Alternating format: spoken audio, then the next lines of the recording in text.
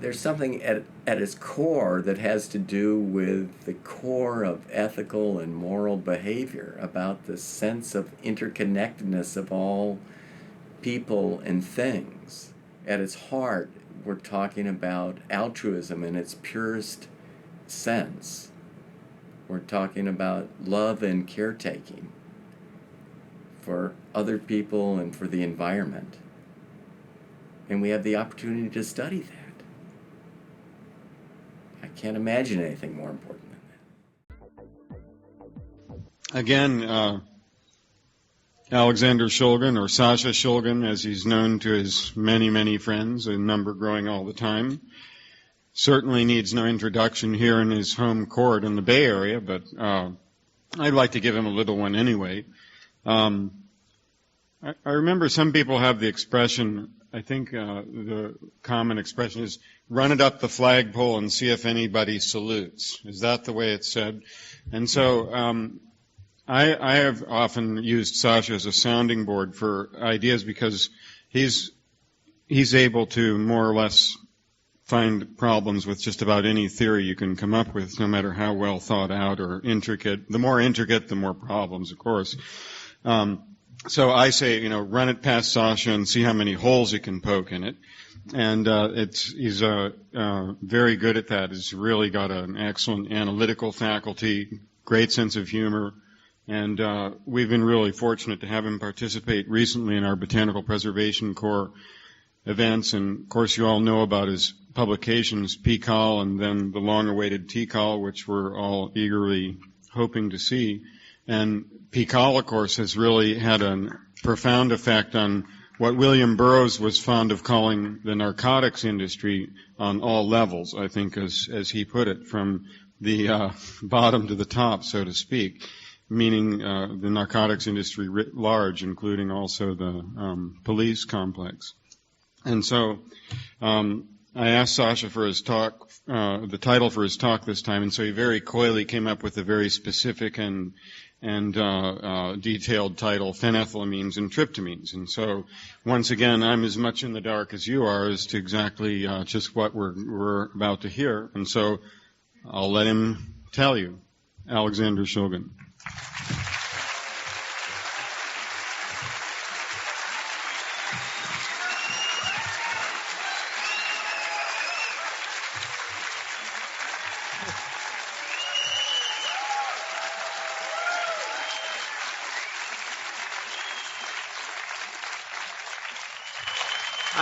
I thank you very much. It's a great welcome, and it's a great pleasure to be here, and it's a great audience, and I've heard it laughing at the right time, which is a very great pleasure.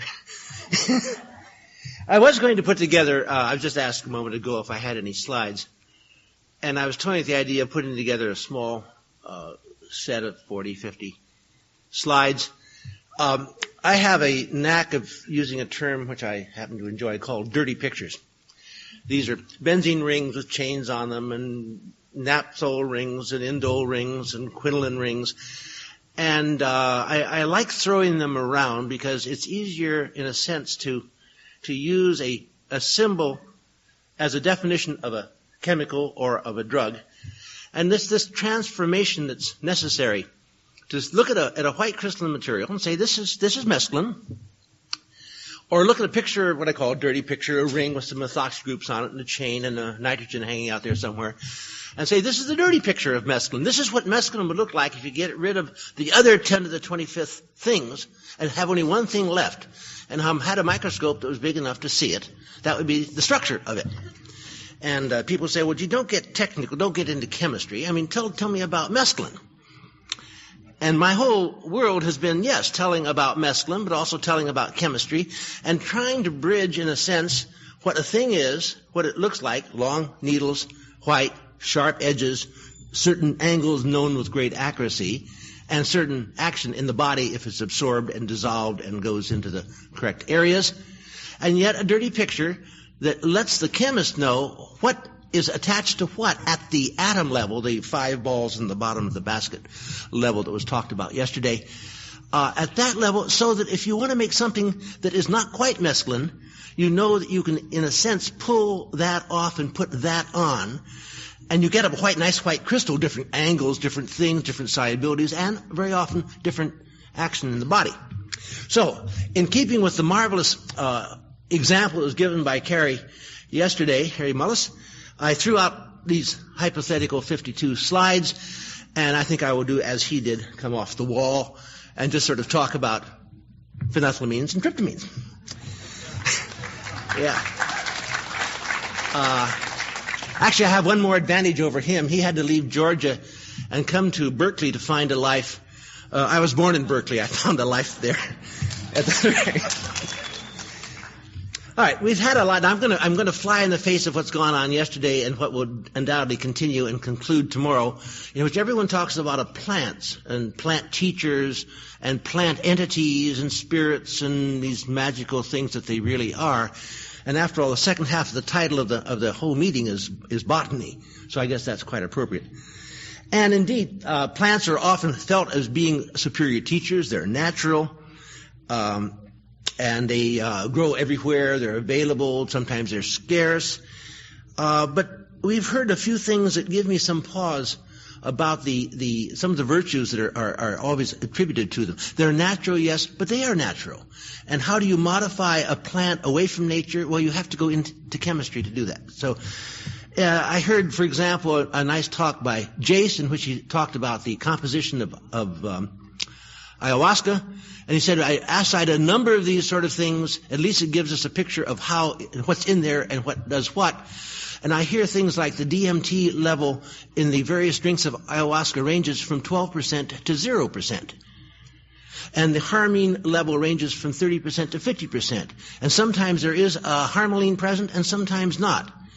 And I'm wondering if not it's a variable teacher. I mean, you're learning that the teacher has different faces, and I don't know if you can really sometimes talk to the same teacher twice, because you're getting different admixtures, you're getting different things added to what. It turns out we're not quite sure what the plant was that went in there. I was told it was such and such, but we've named it so-and-so because it's not that, but it's something else. And there's an element of uncertainty that I feel is no more than if you go into chemistry, but not necessarily less. Chemistry has its uncertainties, believe me. So in a sense, I believe that chemicals can also be very good teachers, as good teachers as plants. And they also contain impurities. They also contain impurities, and sometimes you know what they are, and sometimes you don't. You have the argument, for example, I hear it both ways. It's a little bit tricky. These little impurities that might occur as side products in this alkaloid are the very things that give it color and give it personality and make it something special.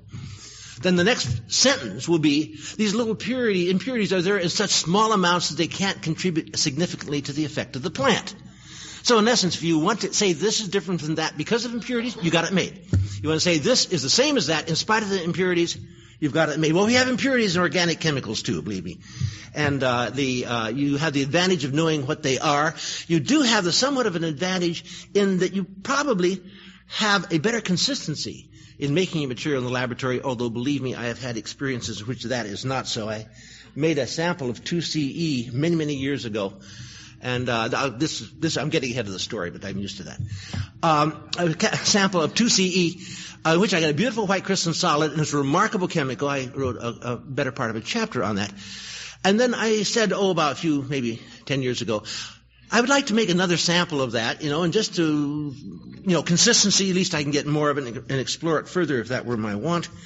And I made it, I got the penultimate compound, beautiful orange crystalline solid, right melting point, right infrared, GCMS, right on the money. I reduced it. It reduced beautifully to a white crystalline solid, and it was not 2CE. It had the mass spec of 2CE. The infrared was totally different, and I could not interconvert the two. To this day, I don't know what went wrong. I mean, here's a good example of getting the wrong plant out of the wrong part of the wrong garden, getting the wrong chemical out of the right reaction in the wrong way. And so you cannot just assume because it's a discipline that has been worked into a technology that is so sophisticated that things can't go wrong. Believe me, they do, and they do with sad regularity. Okay, now I'm going to get into I was asked, do I want a chalkboard? Sure, I love chalkboards. But then I stand at the chalkboard and I never wear a microphone, so I can't be heard. And also get in the habit If I have 5 erasers at the chalkboard and 1 podium, 5 trips to the podium brings 5 erasers back to the podium, and I have no eraser at the chalkboard. And the chalk is back here, so I end up coming back for the chalk, taking 5 erasers over, I spill them, and I just didn't do it here. So no slides, no chalkboard. I will use hand wavings. I do it anyway. If you could visualize, in a sense, away from the white crystalline solid and into the chemical structure, a great big sort of fuzzy thing that was somewhat negative. I mean that in the sense if you put a positive thing of a magnet, it would go in that direction. And it didn't have well-defined borders, but it was a big, what we call a ring. And then you had a separation in 2 units, a certain distance, from a little tight thing that's very negative. The chemical name for it's a nitrogen atom. So if you had a big ring, fuzzy, and a carbon-carbon and a nitrogen atom, you have a system, a ring ethylamine, that probably is a skeleton of 90%, 95%. I'm going to take a chance here and head for the P word rather than the E word. There's 95% of all psychedelics have that as a skeleton of their chemical structure. So the whole question comes in, what is a big fuzzy ring and what does it look like? Can you vary the separation? And what is this little sharp nitrogen like, and what can you do to it? In a very general sense, and I'm talking about 95% of all these drugs. The big ring over here is usually either a benzene ring or an indole ring. That's it. You get into all kinds of other things. They've made oxygen over there, sulfurs over there. They've made 2 carbon systems over there. They've put 2 nitrogens in, the nitrogen in each of the 2. No good. It's either a benzene ring or an indole ring. There are exceptions, of course, but this is basically it. 2 carbons. No, 1 carbon, you get something that's usually a very funny and a peculiar out-of-body nice thing. Some people love out-of-body stuff. I don't care for it. When I want to go to the bathroom, I want to know it's me who wants to go to the bathroom and make it there. I guess each person has his own pace and stride. But I kind of like... That didn't sound right either. I kind of like being where I know I am, and I love getting into visual and visible imagery, interpretive, erotic occasionally, but not so much, when you get old. But the idea of somehow going out on the astral plane and getting away from there and seeing what the universe is really like from out there, looking back at this poor guy who's lying on a bed somewhere with a full bladder and it's not his concern. No. That I can say, that's not my pace.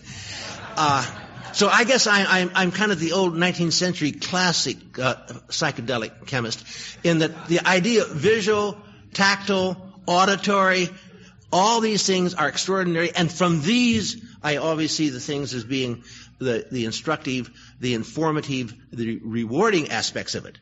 And I do not personally, I have been out there, do not personally see the reward of having a cosmic picture of something that I'm not quite sure if it applies to me. Okay, the personal. So, I first got in this area, let me give you a little picture. We have this benzene, carbon-carbon, nitrogen, called a phenethylamine. You have indole, carbon-carbon, nitrogen, called a tryptamine. You have a third family that is both an indole, carbon-carbon, nitrogen, and a benzene, carbon-carbon, nitrogen in the same molecule, usually called an ergoline. And these are basically the 3 classes of psychedelics. You can take this benzene ring, it's a fuzzy, almost nice, a negative thing, carbon-carbon, nitrogen, and bang it back onto itself with 1 more carbon atom, maybe 2, whatever it is down there. It's called a tetrahydroisoquinoline. Big name, forget it. There are almost none of them known to be psychedelics. You can... But no, it's important. Almost all the alkaloids in cacti are those tetrahydroisoquinolines. And they haven't been tasted. I didn't say they weren't psychedelics. I just said they weren't known to be psychedelics. So there's a lot of territory yet to go. Okay, take great big fuzzy aromatic ring system called indole and hook it carbon-carbon to the nitrogen giving you the tryptamine, and take that nitrogen and hook it back onto the indole with a carbon atom in there. You have what's called a beta-carboline. Now here they are some active compounds, and I want to talk about those. And then, as I say, when you have both of them same molecule, you have the LSD type lysergide family. So that is kind of a hand-waving start. My interest in this area became precipitated very abruptly in the mid-1950s. in much in the same way that Peters was with the mescaline peyote world. And I was exposed to a 400 milligram opportunity with mescaline sulfate. Interestingly, my now co-worker, partner, mate, wife, Anne, at almost the same time, her first exposure was to peyote. And it happened to be that one of the sort of viewers, inspector, watchers over me, happened to be the same person that was a watcher over her. And we did not know this for another 15 or 20 years. We didn't know each other. We didn't know each knew the person, but didn't know the other person knew the person. And there was no awareness of one another for mid-50s, 60s, 70s, 80s, 90s, 40 some odd years, and have been married for 20, maybe for 20 years, didn't know this. So my first experience with mescaline, I don't know, 1952, 53, 54, somewhere in there. And it was an experience that completely caught my attention, completely changed my attitude toward who I was and what I did. And I think I have talked about it before. I won't get into it too much now. But the heart of it was I realized that there was an immense amount in me available to me that I didn't have access to normally. And I suddenly realized the fatuousness of people saying that mescaline taught me this, and I think the same in a funny way applies to plants, that the plants taught me this. What it is, you use the plant, you use the compound as a facilitator, as a catalyst to see within yourself what's there. And I think this is the heart of the psychedelic drug. So go back to 1950, whenever it was. And at this point, I wanted to take and cast a picture at that time. We were just getting out of Truman and the World War II, and I just had gotten out of college and into some graduate school somewhere.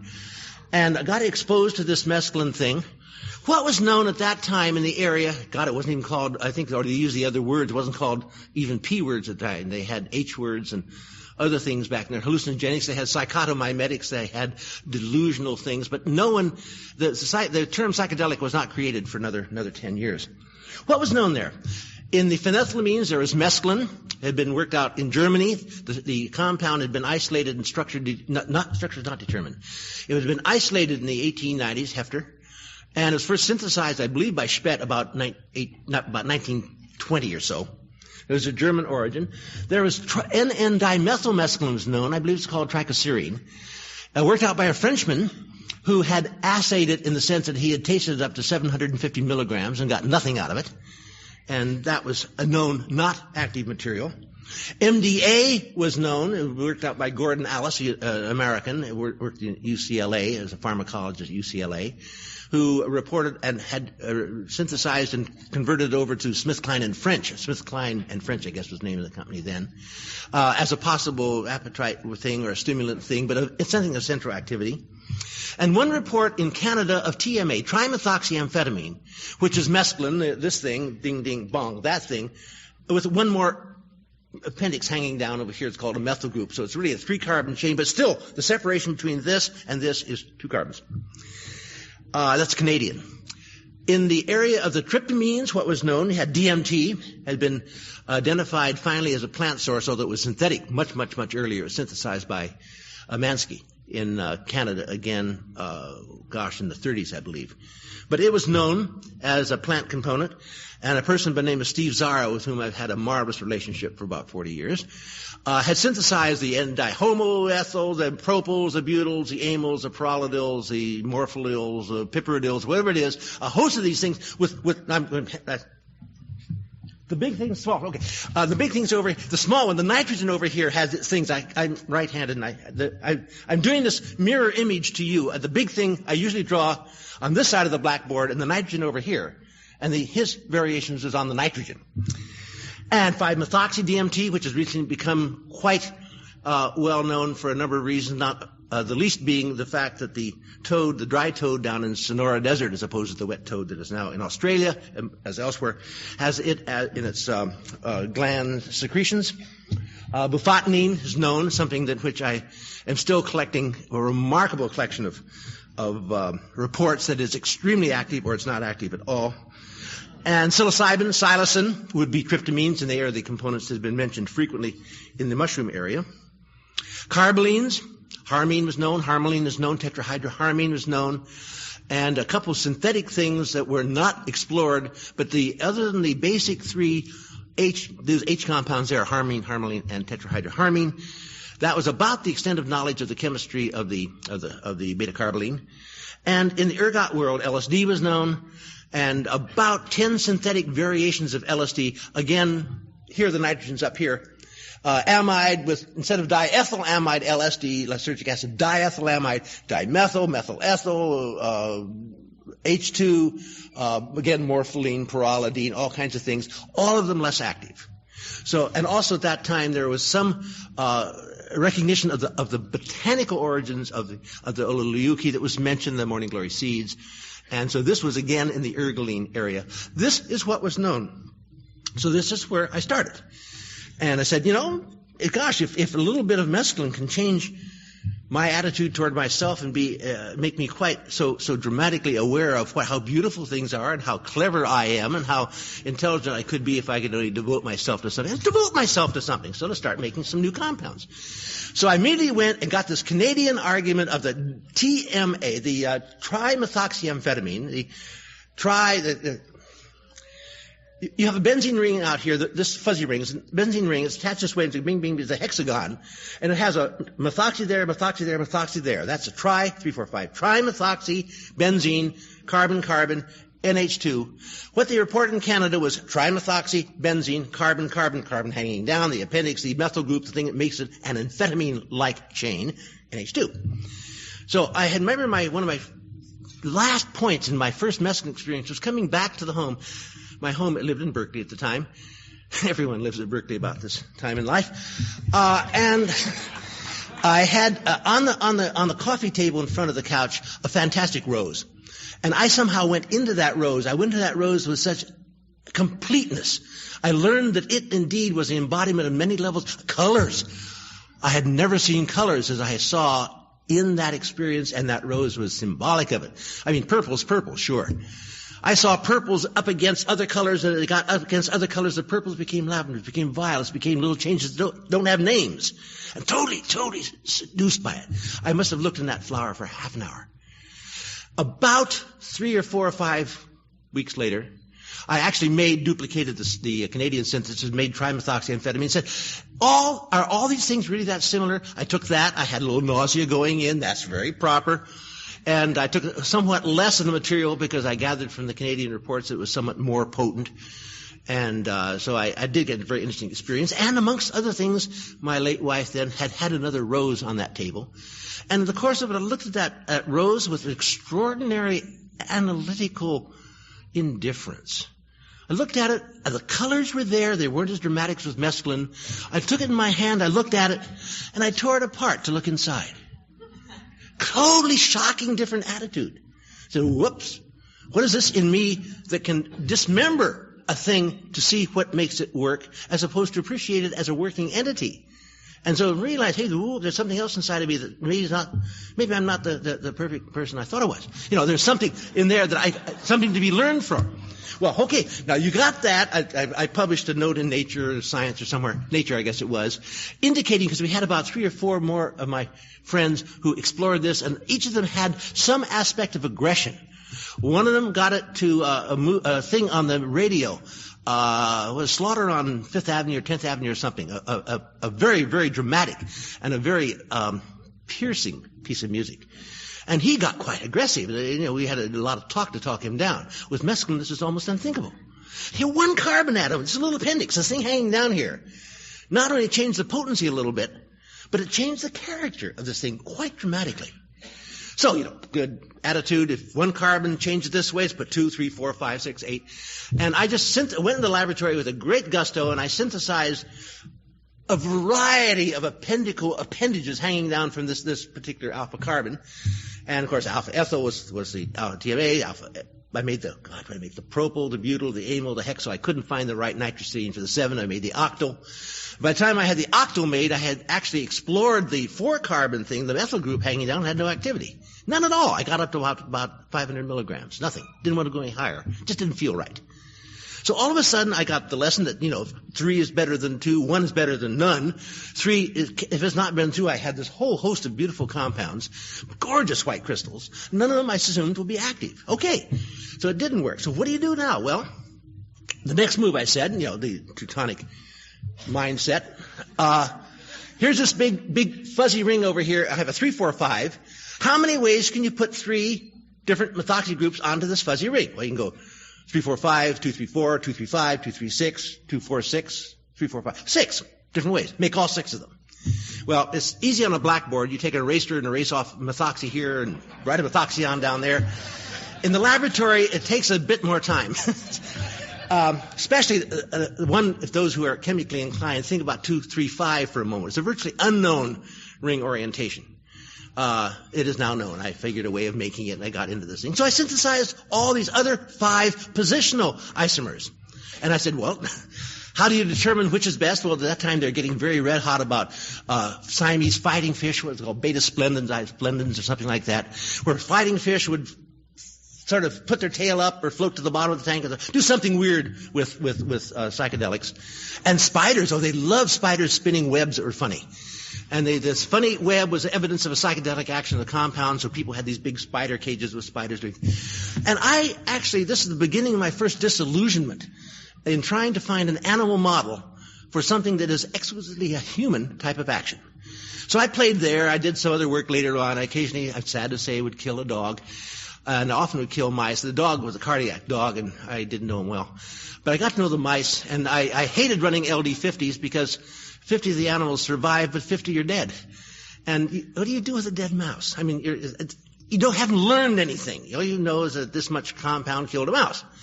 And so at least the live mice were turned loose in the field, and they fed something natural. The ones that survived. And I gave up on mice. So I have not used a mouse or a dog now probably about 35 years. Why?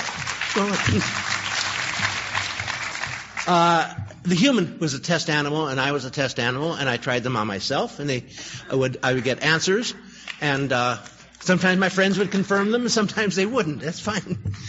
But I had a very definitely strong ethic that if I was going to ever give it to anyone else or talk about it or other people would use it, I would try it myself and learn exactly what it did to me. And I would at least have that one aspect of an LD, hopefully 0 value to build on. So I made these 5 other isomers with methoxys, and of all the orientations, the 2, 4, 5, and the 2, 4, 6 were the only ones that were really active, and they were both very active. So, gosh, the 3, 4, 5 nature made the 3, 4, 5 mescaline. Why did it choose to make the one that was about the least active of the possible ones? So this got me into a little thought process. Does nature make alkaloids for people's benefit in plants, or are the plants made for plants' benefits, or are they defensive? Why do these plants make alkaloids at all? People ask me every now and then, tell me, why do plants make alkaloids? Yeah. Maybe it's a garbage can for unwanted nitrogen. Nonsense. Dump it if you don't want it. Maybe it's to attract insects that make pheromones, that make armpit attractions to other insects so they can mount and do their thing. No. Maybe you can find an example, but generally I have no idea why the world of plants produces alkaloids. They're gorgeous compounds. Some of the most complex rascals you can even imagine are in there, and you find them only as a rule because you either run a crystal test on it and you find an alkaloid positive color test, but more apt you find if a dead animal under the plant and he's been eating the leaf and you find there's a poison there. And so there is this action. You often pursue these compounds, isolations and identifications on the basis of the fact there's something that goes on there, and usually goes on not to a plant but to an animal. And you have this balance. And I found this again and again in nature. The plant does what the animal needs. The animal does what the plant needs. The plant pees out CO2 and takes in whatever it is. Animals pee out. No, it's the other way about. Plants take in CO2 and out goes oxygen. People take in oxygen, take out CO2. Beautiful balance. If you find something that is 2,4 in a plant, you'll find it's 3,4 in animals. If you find something like your carbolines from the methoxys dangling down, which hand? Down here on the carboline in the plant, it's out here in the carboline in the animal. It's almost as if the two kingdoms were balanced in some clever way. And sometimes you get insight of what's going to be active in a person by the basis of where the plant did it and do it the other way. So yes, plants can be teachers, but sometimes in a very oblique manner, in which that which is taught by omission or is taught by change and not taught to be duplicated or to be imitated. So what I did, as I say, I put these other things. I had the 2,4,5 out there and the 2,4,6. Along the same general time, I tried less methoxy groups, didn't work. I tried more methoxy groups, it worked, but not as well. So roughly 3 oxygens, 2 or 3 oxygens was kind of the best out there. Then I said, well, gee, if you have all these methoxy groups, what about making longer, make an ethoxy there, or an ethoxy? I said 2,4,5. I'm going to work at 2,4,5. It's easy to make, straightforward, as potent as they come. The 2,4,6 is about equivalent. So instead of 2,4,5, trimethoxy, I put ethoxy on that. I made monoethoxy, dimethoxy. There are 3 of those. I made diethoxy, monoethoxy. There are 3 of those. I made trimethoxy. So I made 7 more compounds. Ethoxy in place of methoxys here, or all. Another couple weeks' work. And a couple months' work, few months' work. And tasted them. And the only ones that were as or more active were the ones where the 4-ethoxy. The others were down in activity. So that 4 had something, and I found the 4 and its magic will be the nitrogen and its magic in the tryptamines, and will be the nitrogen at the 5 position of the ergot family and its magic in the LSD-type compounds. The other parts of the molecule, okay, go along with the ride, or become a little less active, or become inactive, but there is a spot in which magic occurs in each of these 3 families, and that's the spot. You can only find it by experimental trial and error. That's the spot in which you express your imagination. In the case of the phenethylamines, it was a 4 position. So, what great things. I put a chloro there, I put a nitro group there, I put a bromo group there, I put an iodo group there. Anything I could put out there was fine. But the first thing that occurred to me, if a methoxy in that position, which gave me TMA2, active at about 20 milligrams, that was one of my stumble compounds, I had made something like 8 or 10 milligram trial and had nothing, or it was 8 milligrams. So I went to 15 milligrams, and my arrogant confidence that I knew what was going on. It couldn't be active until it got up to there, somewhere. So I was down here. So after an hour, I doubled the dosage, and I think it took it 24 or something milligrams. I discovered that 12 would have been quite adequate if I had waited another 5 or 10 minutes. And I spent the day in a laundry room watching a washing machine that was not going around go around. It was a... I learned a great deal about being humble in extrapolating from one structure to another. That was a very instructive. Anyway, what I did, I said, here is an oxygen out here. Without doubt, this thing metabolizes by the methyl group being taken. That's the active position. Methyl group is off. I get a phenol. The phenol conjugates to something or other, gets excreted. That's how it gets metabolized. What if I were to put the methyl...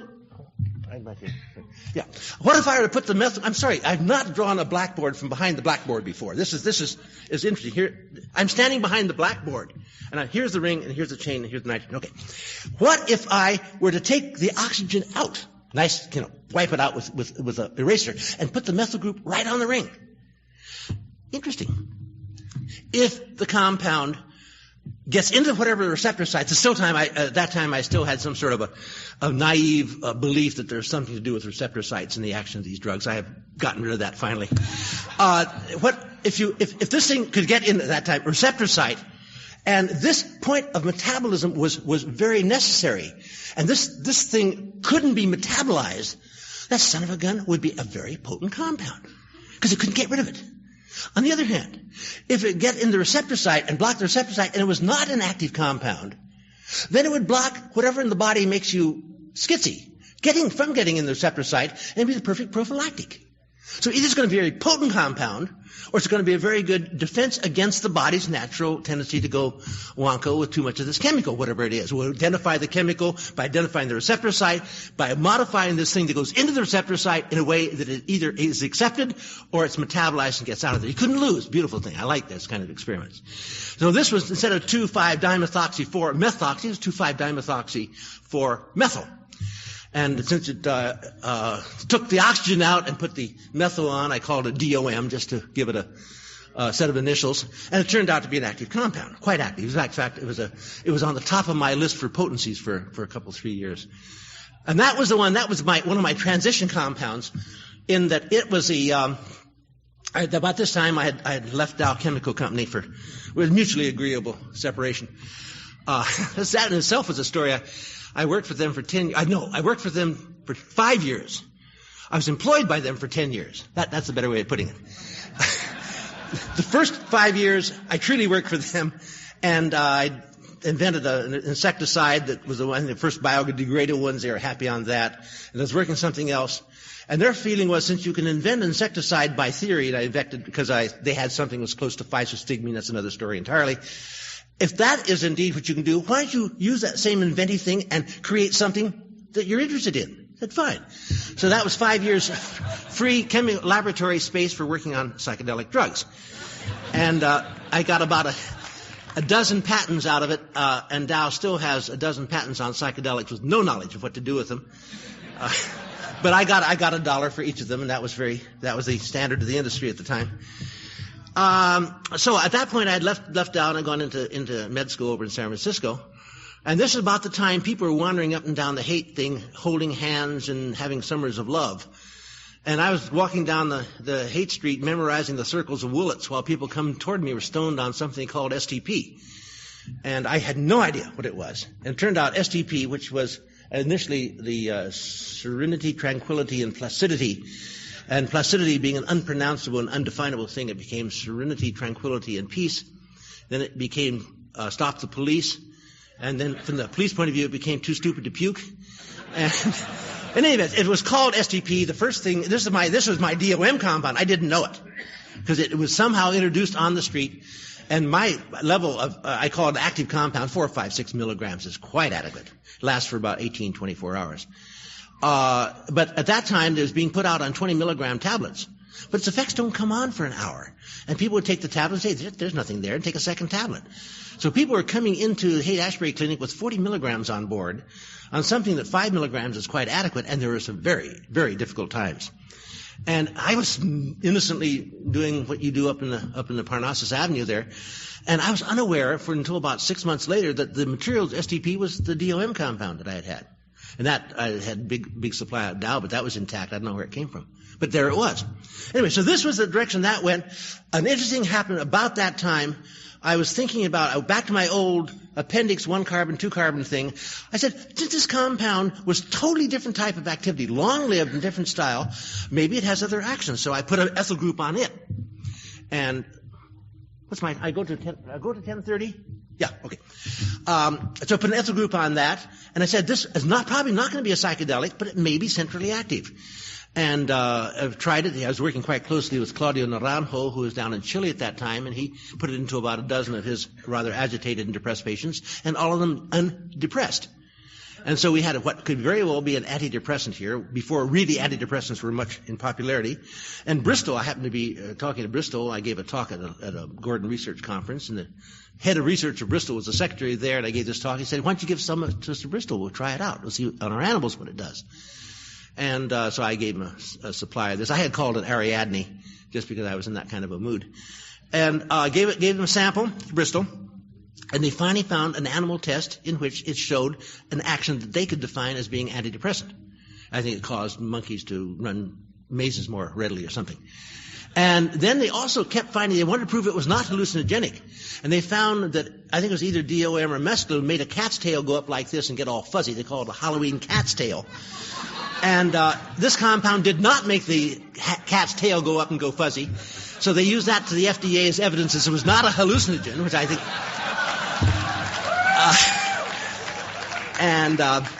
the FDA said, okay, sounds good to us. And they gave things were different in those days, gave a IND, it's called an IND to Bristol to try it in human clinical studies, and Bristol promptly did so.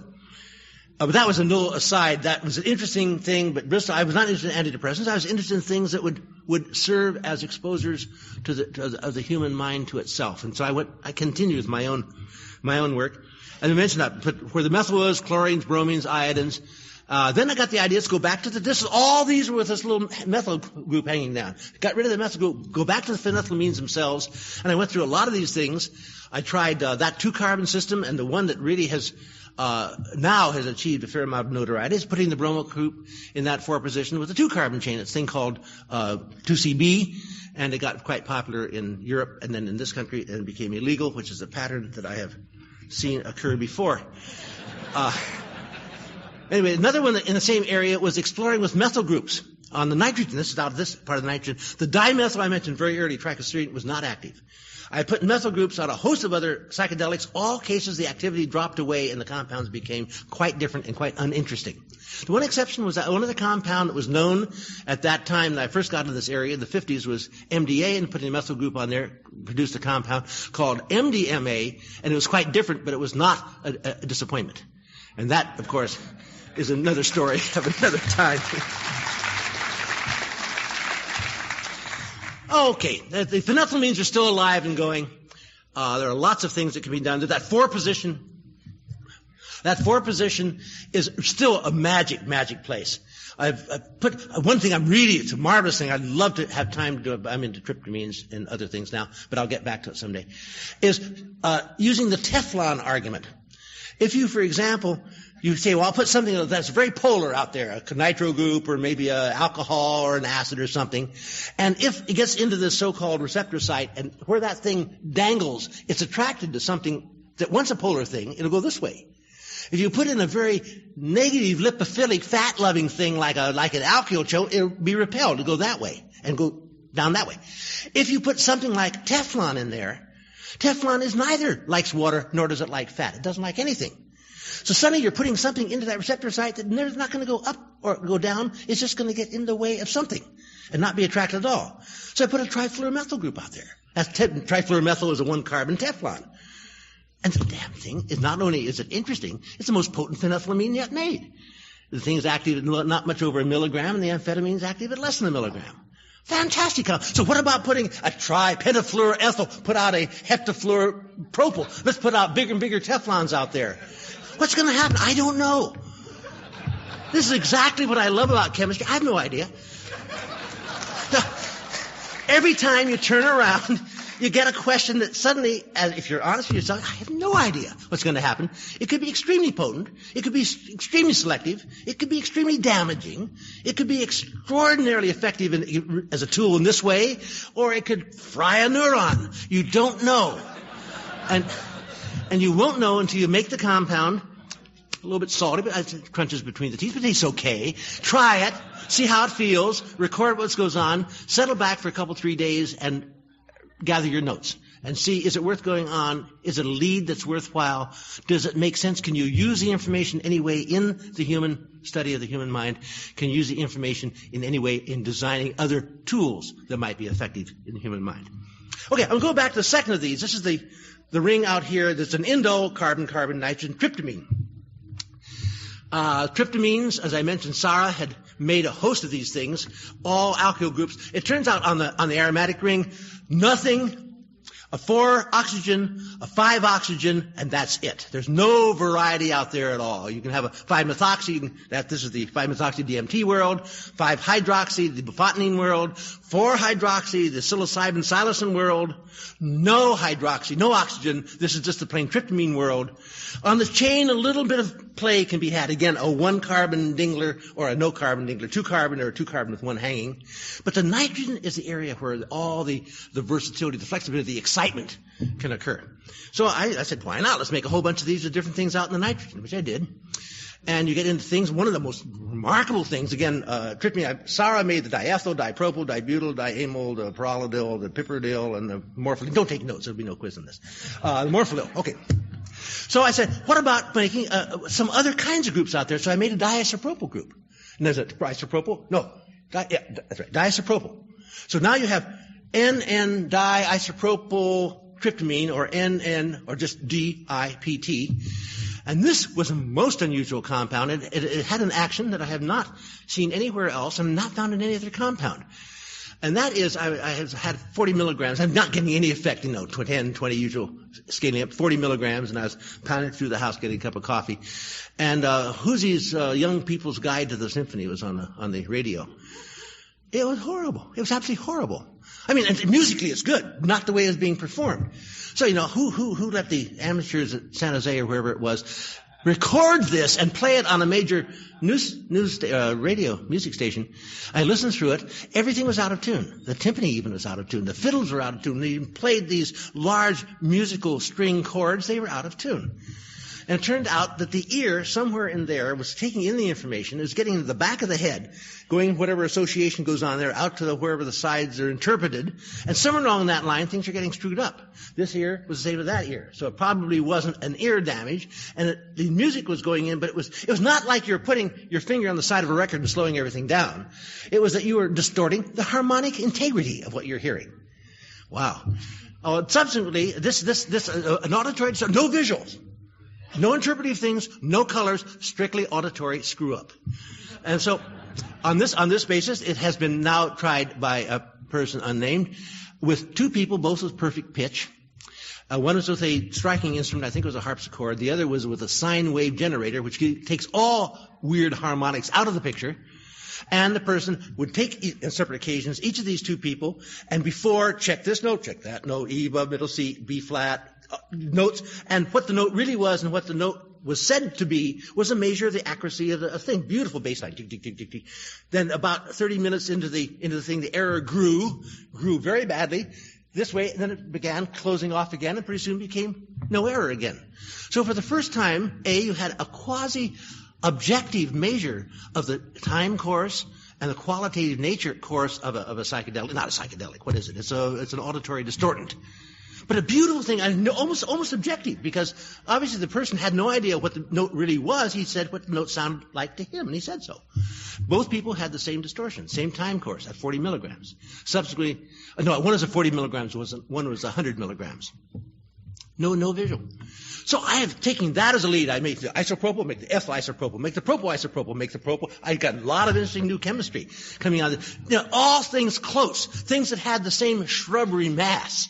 Not there. So something very weird about that specific compound. I subsequently made the compound with the 5-methoxy group and the NN diisopropyl, very much like 2CB, a light intoxicant, short-lived, no auditory distortions at all, a very interesting compound. Another humble lesson, just because this does it here, this is just not going to, 5-methoxy is not going to make it more potent, it's going to change the character. Every compound is unique. You can say, this looks like that, this is related to that, this appears to be an analog of that along this line. Prepare to be surprised. It's going to be something a little unexpected, and it may be very unexpected. I have never found another one that had that particular auditory change. But look at the possibilities. I now know how to make dialkyl substitution of that nitrogen of any kind I want. Let's take, for example, you have methyl, ethyl, propyl, butyl, isobutyl, secondary butyl, isopropyl, amyl, forget the other isomers, amyl, put on a hexyl out there for good luck. And maybe something else. And then you make another axis for the other group, and you have methyl, ethyl, 10 by 10, 100 compounds could be made in the course one a day. There's no way you take more than a day to make each, maybe 4 days to prove that you're right and you got what you think you do. 100 compounds, of which I would say 85 are new. Unknown. This is why this damn thing's so exciting. Any one of those could be a very specific thing for the color red. Could be a very specific thing for this particular sound range of change. Could be a very specific thing for assaying this particular part of the personality, such as self-image or faith in the church or who knows what. You could very well touch some peculiar human thing with one of these materials unpredictably, and you can only tie it by finding. You're not going to find self-image changes and faith in the Catholic Church in experimental rats. It's just not going to work. So, anyway, what else do you have? The 5-methoxy I've mentioned. It generally amplifies the potency of the compound. 6, 7 positions are of no interest in the tryptamine area. At least I've found nothing of interest so far. And the one thoroughly dramatic thing that was worked out by Albert Hoffman was the structure of psilocin and psilocybin, both of which were exclusively from the mushroom world. specifically very narrow portion of the mushroom world, all with an oxygen on the fore position of this particular thing, and all of them orally active, which is quite an unusual thing. I was talking to someone in the lobby during one of the many discussions and conversations in the lobby on this is the story of the isolation and the identification of the structure of psilocybin by Hoffman.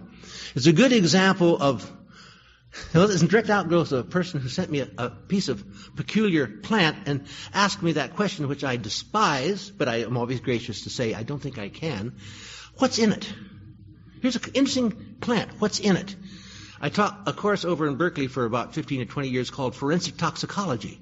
And I told them, no matter how powerful and important your boss is, if he hands you a sample they've seized on the street and he says, what's in it? Ask him to rephrase the question. Is cocaine in it? Is heroin in it? Does it contain this? Does it contain that? Fine, that's answerable. What's in it? Maybe a 30-year futile task. Because you may never find out what's in it, because you don't know what the heck you're looking for. And so this is exactly what happened. The mushrooms came out of Mexico. The story has been told several times. It'll be told again. But the story of Hoffman in the laboratory is a little bit of this mushroom thing. Hein, I think it was, in France, took rats as his test animal, make this extract, that extract, into the rat, looked at the rat, did another extract, into the rat, looked at the rat, and in essence found nothing, could not find what was going on. Hoffman very simply took the material, verified it was active, divided it into this and that fraction. I think one was a fat soluble, one was a fat insoluble. Ate this one, and then 3 days later ate this one. Oh, here's where the activity is. Good. Then you take this and you fractionate it this way, that way. He ran it on I think a chromatographic separation into 10, 0 to 1.1, 0.1 to 0.2, up to 0.9 to 1.0. And on Thursday, 8 to 0 to 0.1, and on the following Tuesday, 8 to 0.1 to 0.2. And here's where the activity was. And so you get at it. You follow the activity in the only animal species that shows that activity. And he found that here it was. It was an alkaloid. Turned out to be psilocin.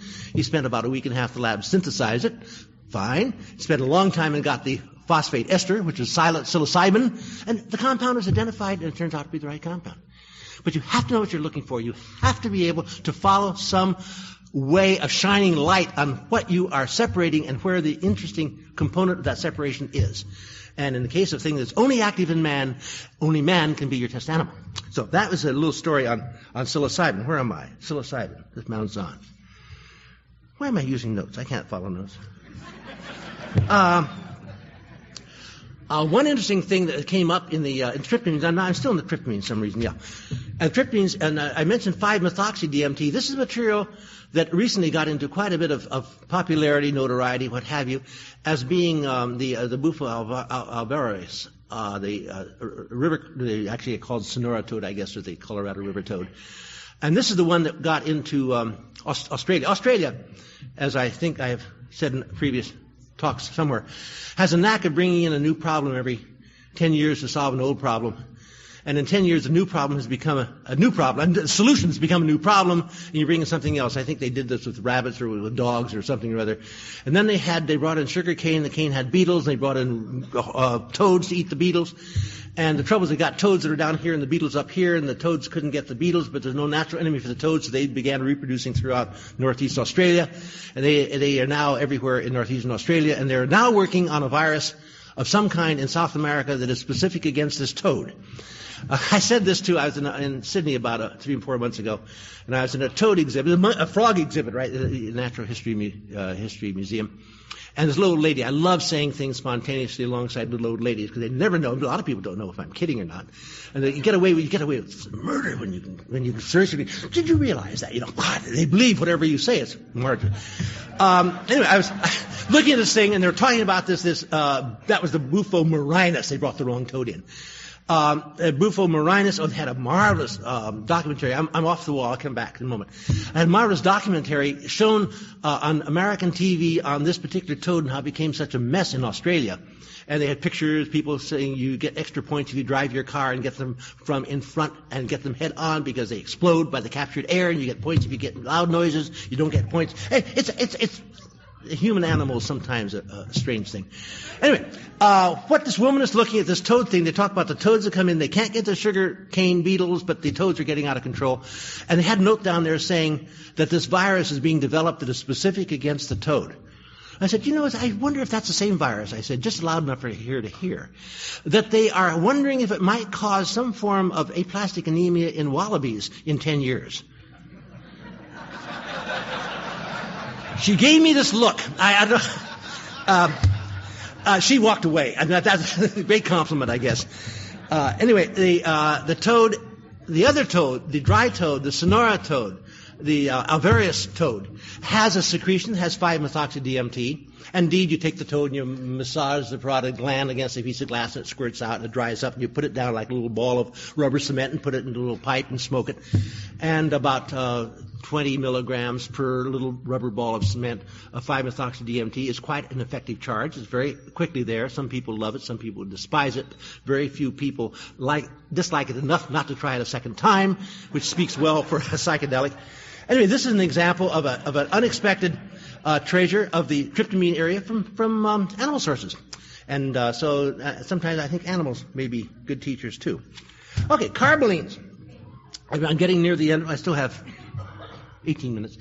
Carbolines are this indole thing, 2 carbons, nitrogen with the nitrogen stuck around back on the indole with another carbon, called beta-carbolines. If they have a methyl group dangling off that bottom of that carbon down below, the one that's stuck on there, it has a name that begins with HARM. HARM is the beginning of a name, means there's a methyl group in the one position. It's a nice equation to have. So you have harmine, harmaline, harmalol, tetrahydroharmine, harman, all harmalan. All those harm things have a methyl group down here. The carboline itself usually is just called a carboline. Jace gave a very nice story when he's exploring 300 milligrams of beta, what was he into? Harmaline itself, in which he described the phenomena of puking between his knees while sitting on the toilet. I think I came out a little bit more lucky than he. My highest try on just plain harmaline was 250 milligrams as a hydrochloride salt. And I was sitting on the couch and I had 3 things going at once. And fortunately they didn't get in one another's way, but not by much. One was I was trying my best. If this is a psychedelic, if I can get visions, let's just get a vision. Close my eyes, get a vision, get a vision. And so I got this pair of eyes. Okay, hey, we're on our way. Keep at it. I wasn't feeling too well. Things were not right, but I'm gonna get a vision. And I got a mouth. Right place. And now if I can only get a nose, I might know who I'm looking at. And with a little bit of effort, I got a nose and it came in upside down. So I had eyes, nose, mouth, and diarrhea. But fortunately, my nausea, vomiting, and diarrhea were not at the same time. They alternated with great grace. And I managed to keep sanitary in a sense as well. It was not a successful thing, and I will avow a confirmation of those people who say harmaline has activity, but it's best to be used at somewhat lower levels as a monoamine oxidase inhibitor of those things that are normally not active without its being present. An interesting thing grows out of harmaline in an entirely different way. This is what's known as a RAM. That's why I don't... Okay. A thing came out of harmaline in quite a different way. I was asked by a person about a year ago, what's the ratio of harmine to harmaline in Piganum harmala seeds? Well, gee, I don't know. So I got some Piganum harmala seeds, ground them up, poured a little bicarb, ground it up in a little dichlor, evaporated the dichlor, put a little 90-10 toluene butanol, stuck 2, maybe 3 micrograms in the GCMS, and got this beautiful pair of peaks. And here's harmine, and here's harmaline, or the other way about it, I forget which. And this whole thing led to a number of rather interesting little ramifications. First of all, the first thing said, let's be a scientist, let's be systematic. I will get my reference sample of harmine and make sure this harmine, which looks like harmine, that probably is harmine. So I injected pure harmine, there it was. Nice, no problem. Then I said, let's make sure the harmaline that I have over here is pure harmaline. It is harmaline. So I got my reference sample of harmaline and injected the sample, and I got 2 peaks. Whoops. So I looked at my harmaline. Merck Company, 1920 something or other, harmaline hydrochloride. The lot number was on there. Everything's on there. It was about a third harmine. So what happens? It was dirty to start with. Harmaline goes to harmine with time. My machine is doing something weird. So I got a sample from Sigma Chemical Company of currently made harmaline, 1 peak. So I wrote to Merck. I said, "Dear Mr. Merck, please tell me, here's a lot number, here's a control number, here's the date of its manufacture, it's a label that was only used by you between 1924 and 1928 or something. Was your quality control to know there was no harmine in your harmaline? Or did you distinguish between them at that time? I'd like to know because I'm finding your harmaline at that time, or would we know, to be 30% harmine." Got back this gorgeous letter which said we had never offered that sample commercially. Okay, that was all. So that didn't help. So I wrote to Boo Homestead. He said, well, he had gotten a sample of Banisteriopsis that was left on the shores of somewhere down there in the Rio Negro or the Orinoco or somewhere down there in 1842 or something. Had stood for a while, had got over to the Kew Gardens, and Dick Schultes made it available to him. And at that time, it was Banisteriopsis, both alkaloids. He asked that it was only harmine, so he deduced that harmaline went to harmine with time. And it was an age change thing. Well, I'm not going to wait 100 years and see if this gets worse. And how do you accelerate an age change? Is it light? Is it UV light? Is it air? Is it moisture? I don't know. So still, to me, it's an unanswered question. What bothers me a little bit is that all of the harmaline, this is years and years and years ago, that was used by Claudio Naranjo in all of his studies that led to his marvelous book, one chapter of which was the use of and study of harmaline in human subjects in psychotherapy, was from that bottle. So is it possible that a lot of the work that's reported for harmaline is also harmine or only harmine or due to harmine? You can't repair a thing like that. All you can do is say, when you find something in the literature and it sounds okay, as said just by Peter First last time, hang on, there'll be something in about 10 years that'll make it not okay. You don't know the final answers. You have to kind of roll with it as you go. So I made a number of different carbolines. I made carbolines that looked like things that came out of this for the beautiful chemists in this whole in the area would love this. My first working with harmaline many years ago, I just had access to a brand new state-of-the-art 60 megacycle NMR. So I dissolved the harmaline in heavy water. I put it in NMR so I get look at the methyl group down here, methoxy group out there, and all the hydrogens in the thing. There was no methyl group hanging down on the one position. And harmaline has a methyl group there. Was my harmaline wrong then? Could Emil Fischer have been wrong and gotten the wrong structure for harmaline? Not likely. It's been about 50 years and everyone kind of agrees with him. So I began looking. It turns out, pure fun of the chemistry of it, that those hydrogens on that methyl group exchange with heavy water to become deuteriums and becomes invisible. So one simple thing, like dissolving a sample in a solvent and running a spectrum on it, gave a totally wrong spectrum because I didn't have the wit to think through the fact that one part of the molecule would be exchanging in water with something that could only be seen in an NMR. Fabulous. Every time you turn around, you think you have an answer and you're wrong. Anyway, the last of this group I want to talk about would be really the lysergides. They were known at that time. This is the LSD. I had a big argument with someone early yesterday morning out in the lobby, or maybe noontime in the lobby, on LSD being a natural product. It's not a natural product. It's not. Settle that rumor and myth once and for all. LSD is not known in nature. It is not a plant component. It is a laboratory component. Lysergic acid, isolysergic acid, a whole host of beautiful polypeptide amides, different substitution patterns are known. Simple amides are known. But not lysergic acid diethylamide itself. That's a laboratory material. It's natural if you consider Albert Hoffman natural, just like STP is natural if you consider me natural, but it's not a plant product, and so it cannot be put into quite that category. Okay, at that time, a host of compounds had been made in imitation of LSD, and almost all of them at that time were ground out because they were assaying things in Sandoz pharmaceutical laboratories. You put a dipropyl group on there. You put this group. It's up here. The nitrogen's up here now because we have an indole with a nitrogen. We have a phenethylamine with the same nitrogen. And that nitrogen up there happens to be all by itself called the 5 position, and that has a methyl group on it. But everyone pays attention to the carboxyamide up here at the 5, 6, 7, 8, the 8 carbon. The carboxy up there. And you make the diethylamide, the dimethylamide, the dihydrogenamide, the methyl hydrogen, the ethyl hydrogen, the methyl ethyl. They made probably 10, maybe 15 amides of there. Every one was less potent than LSD in human studies. Every one. And so people said, gee, LSD is the ultimate compound. That is it. It is the perfect answer to this area of psychotomimetic, at that time it's still called psychotomimetic, psychedelic drugs. And then a very interesting little study was made. Again, I'm not the only one doing this work. A lot of people are, and there's a lot of work being published. You should be attentive to the literature. It's all the time coming out there. A series of compounds in which that methyl group up there was changed. It was taken off by a very obscure method to form what's called nor-LSD, and then an ethyl group was put on, so really it is N-ethyl nor-LSD. All it is LSD with a 2-carbon instead of a 1-carbon thing sticking out there. Damn thing's twice as potent as LSD. Very hard to make, but it's twice as potent. So all of a sudden, LSD is not the most active of the psychedelic compounds by any means. It has a shorter action.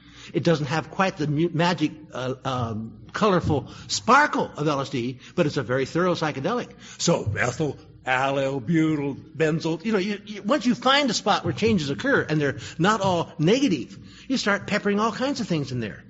And indeed, it turns out ethyl is the most active of them, but the propyl's active, the allyl is active, the propanol's active, the propargyl is active, the butyl has some activity, it's down, and that's the limit of it. But there are another 6 or 8 compounds up there, and it's a dramatic opening of an area to begin exploring again. Other things could be modified in the LSD molecule. LSD has a way of being this way and this way if you make it this way, or this way, or this way. The other 3 isomers, the stereoisomers, they're all inactive. So LSD itself is by itself, has the only active configuration of what's called stereoisomeric orientation. A very popular thing back approximately in the 60s became all of a sudden MGS. Everyone was talking about MGS. Herb Cain had a column dedicated totally to MGS, the latest something or other. Morning Glory seeds. And someone had published, I think, one of the early psychedelic review papers, things about Oleuki. At that time, everyone was learning the word of Ipomoea with all kinds of marvelous common names and species. I remember I did some very early work with Rivia corymbosa, a little black seed the shape of a rice grain, had gorgeous flowers, and contained the ergot alkaloids. Then all of a sudden, someone discovered the baby Hawaiian wood rose, superb source of these ergot alkaloids. And they had activity. They were amides, but they were not LSD. I remember a very interesting situation where I was at a trial, asked to be an expert witness, this time for the defense, a trial in Mendocino, in which there was a 1-liter round-bottom flask. So it was half full of black goop, of black viscous goop. And the prosecution said, this is LSD, and this person is making LSD. And the defense lawyer said, there's no LSD in there. It's not LSD. I didn't know what the guy was doing. But he's certainly not making LSD. And so I was brought in as defense witness. A fellow by the name of, what was his name? Best was brought in as a prosecution witness. And they said to us very simply, very simple. The judge said to us in the presence of the jury, gentlemen, you're both experts. One of you, Best, leans largely toward the prosecution as your orientation. The other of you, me, leads largely toward the defense as your orientation. The question is there LSD in here? Why don't we take this bottle and pour it into 2 halves? You take one, you take the other, go away, and come back next Monday and tell us if there's LSD in there. Marvelous. That's the way things should go. And I said, now, one precaution. He says, don't talk to each other. No communication between the 2 of you, and you'll come into court without knowing what the other one has said. Okay, sure. As far as I was concerned, if it was there, we'd both find it. If it wasn't there, neither of us would find it. There's no problem at all. So we went back. Boy, I don't know about him, but I worked like fury on that thing. I had about 1 weekend plus a day to see if there was not LSD in there. And I have a feeling he was working like fury over at the DEA lab in San Francisco.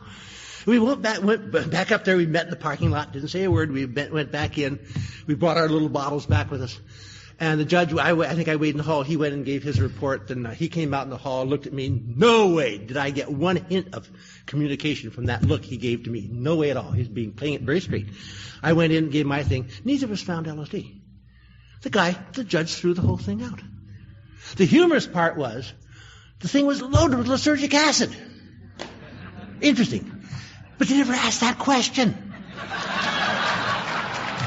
They just said, was LSD in there? And the answer was no.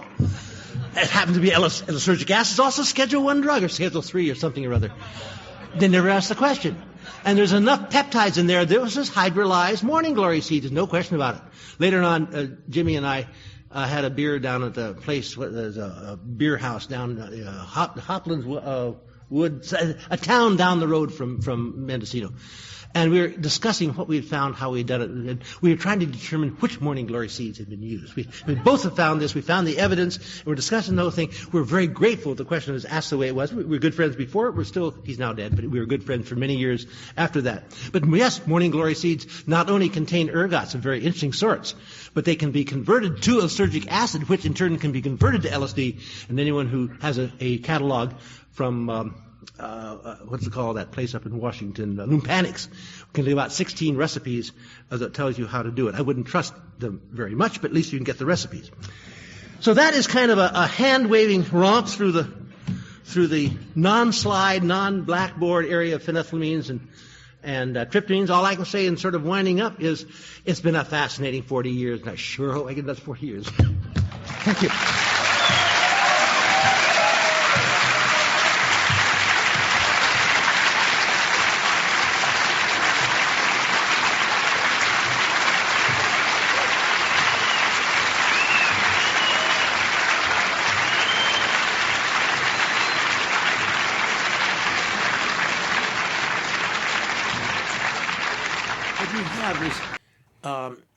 Part of the self-preservation is to ignore 95% of the stuff that's out there.